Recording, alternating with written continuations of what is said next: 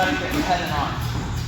This is going to be a bad move because now I have his posture broken and I can swivel this hand very easily. So, once we're here, I have my overhook. I have a break on the inside. Keep this low. I can't get wrist control, but I can feel a nice side bicep. Now, when I try to go out, I'm trying to get the foot out of the heel. Sometimes, especially Conroy, will swivel his over his hand. In. Now he's inside. And that defeats all my attacks. Now if I try to go here, I'm not trying to run him, I'm not doing anything. And he can just push his weight back onto my foot, and everything is away if I don't have his over. So, I know that's going to come, right? So, maybe I have my foot on the hip, I have my foot still on his back, whatever I'm doing. I'm trying to keep his posture broken at this point. So, my hand, this is inside bicep, he's going to pummel his hand inside, and this hand stays tight. I'm not allowing him to pummel it all the way through and get it out. So, one more time. I go here, and now I'm just waiting, and I catch it. This hand now is going to find the space between, and I'm just going to kick this foot straight and pull him back. Now, there's 1,000 things you can do from here. If we are doing MMA, I can just start striking on behind him. But jiu-jitsu, I'm going to try to control this wrist, sit up, get to what I want, and sit all the way to back. When I start, is an overhook and a knee shield. Inside control, he pummels through. I'm keeping this facing his wrist to prevent immediate escape. As soon as I can, I'm going to reach all the way up, down behind his shoulder. Kick. Now I'm up. I like to dive for this, like I'm diving into it. And now, since I'm on top, I get to decide when I come back. He's going to try to be bumping me forward, but if I just tuck and go my head, now we can roll, and now I'm on the back. Conroy will choke me from here. No, not even that. He'll hold me there for 5 minutes, and then be like, oh, how much time is left? 30 seconds. Overhook. Inside control. If he's got inside control on me, how am I going to get into that? He's going to pummel in. I'm not going to be able to stop it. And now I'm going. He's attacking.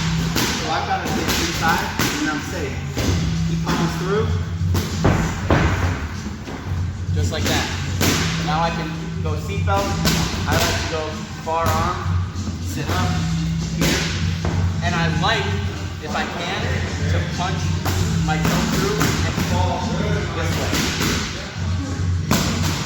Now I can back this arm and finish it so fast as possible. I want to try to get there so we can work on back escape. Cool? So, one more time. Start with the overhook. Inside, he pummels through, and that's all I'm doing. I'm just weaving under, sitting through, connecting my hands, finding the wrist, sitting up. All those things can kind of be done in any various order. Sometimes I sit up, and I get my hook right away, and then I find his wrist, and I knock him this way. But if I can, I'll sit up, grab the wrist, put my seat up. But on 3, 1, 2. We can't go over all the back escapes, but we can go over back attacks, which are my crutch. So we're doing the same thing. Starting again, he's going to pummel through.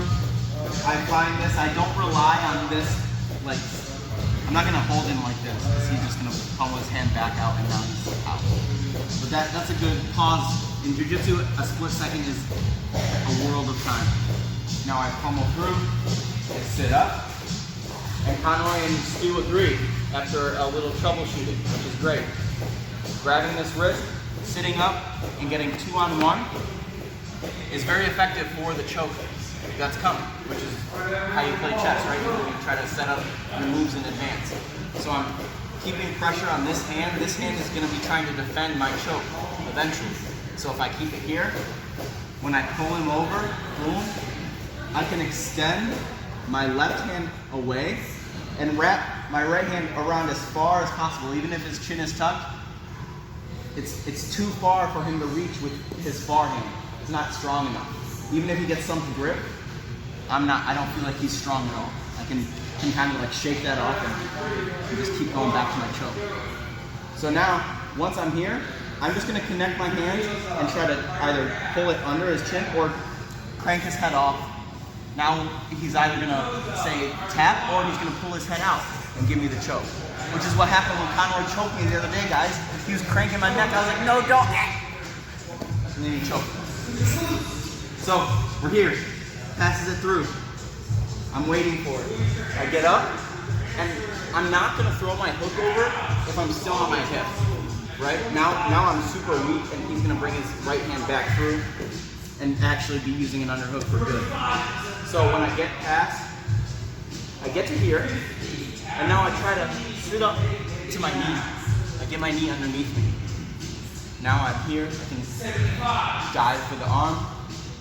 People were asking, do I need my hooks to pull him over? No, I don't need them at all, and sometimes it's harder to knock him over now, because we're all like one big square. If I go here and back step, it opens him up, and now I can put my hook in. I gotta keep my head tight for the choke, but now I push and pull my hand up behind his shoulder. If I can, I'll go right to my rear naked choke grip and just try to squeeze him until his jaw breaks, his teeth break, or his neck gets exposed.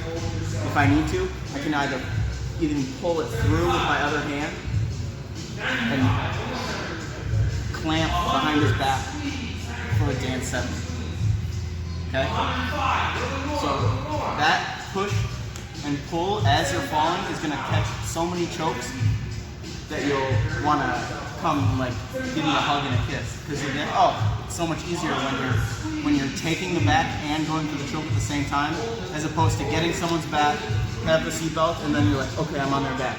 Now I'm gonna try. They're already halfway out, pushing their back to the mat, trapping one of your feet. Okay? Back to it. On 3. 1, 2.